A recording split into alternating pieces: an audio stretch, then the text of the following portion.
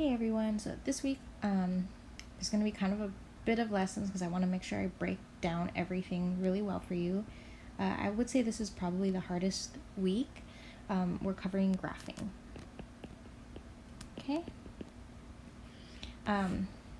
So graphing is probably also like maybe the most important topic of algebra, functions and graphing. So we did functions last week, and functions relates directly to graphing, but it's probably one of the most important because this is how we visualize real life data. And so we're mainly gonna, be using math examples, like basic algebra examples, but when you start graphing real life data is when you can start seeing trends, making predictions, things like that, right? So we kind of did this last week with functions, right? We had two variables, so maybe right, f of x equals 2x plus 3 or something like that, right? Graphing provides a visual representation of the relationship between two variables or two factors. Okay, so for example, let's say we're gonna make a dog park. Okay, so let's say I want to build a dog park. I need to make fences, and I'm gonna make it like a rectangle. Maybe one's the small dog area, one's the big dog area. So it's all gonna be the same width, x, and then the whole length I will call y. So it's the same on both sides, right? So I'm trying to calculate how much fencing I need. Right, I'm making a dog park or whatever, that's just the example that popped up in my head. So the fencing that I need, right, is going to equal to the sum of all the sides, right? I need a side to cover x, x, and x. So x plus 2 lengths. That's how much fencing I need to create this dog park. Right, and if I simplify it, x plus x plus x, remember there's that 1 in there. So it's 3x plus 2y. Okay, so let's say budget-wise, I can only afford 30 meters of fencing. Okay, so that's just how much I can afford. That's how much the city's gonna budget for this, whatever. I can get 30 meters. Okay, so that means the total fence is equal to 30, and that is equal to 3x plus 2y, right? Because that's the total fence. So you'd probably think, oh, there's only one way to build this, right? But there's actually a lot of different ways that we can build this, right? So let's say we make the width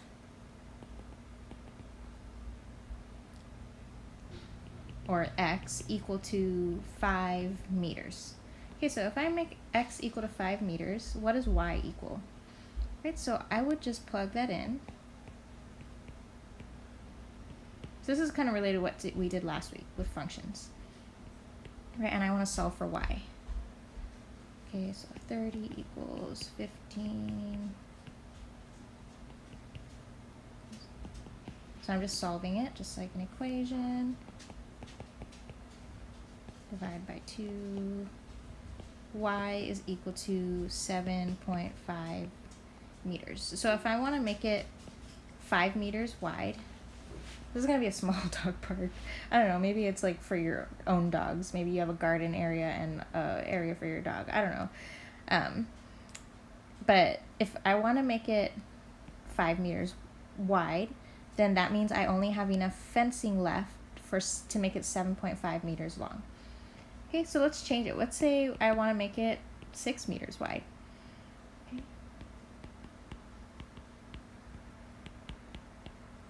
Okay, so I'm making it 6 meters wide.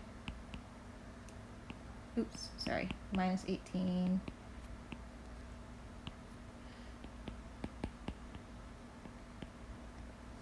So hopefully you see a trend. I'm just plugging in different values for x, and I'm getting different values for y.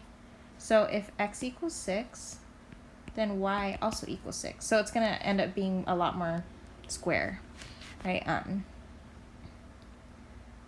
So I'm going to, so my width can be 6 meters, my length will also be 6 meters.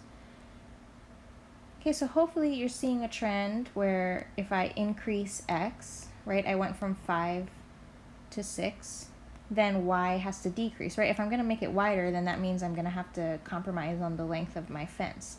But you should also notice that there's more than one right answer, right? We have a whole range of right answers.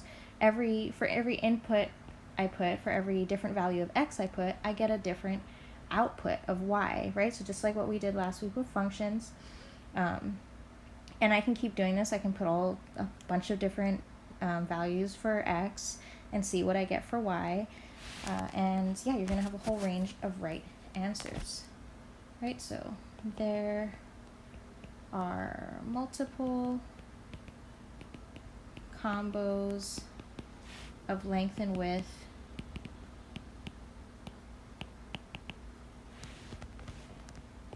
that make 30 meters of fencing.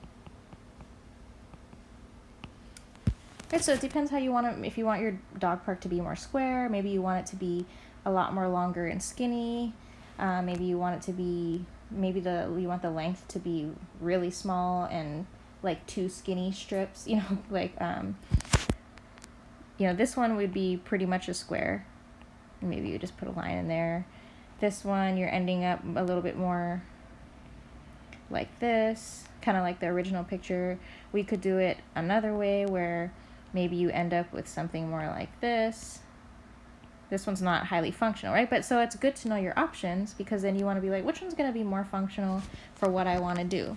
So if you want kind of a bigger area for dogs to run around a little bit more, this is probably your best bet, right? And you want to play around with dimensions to kind of figure it out.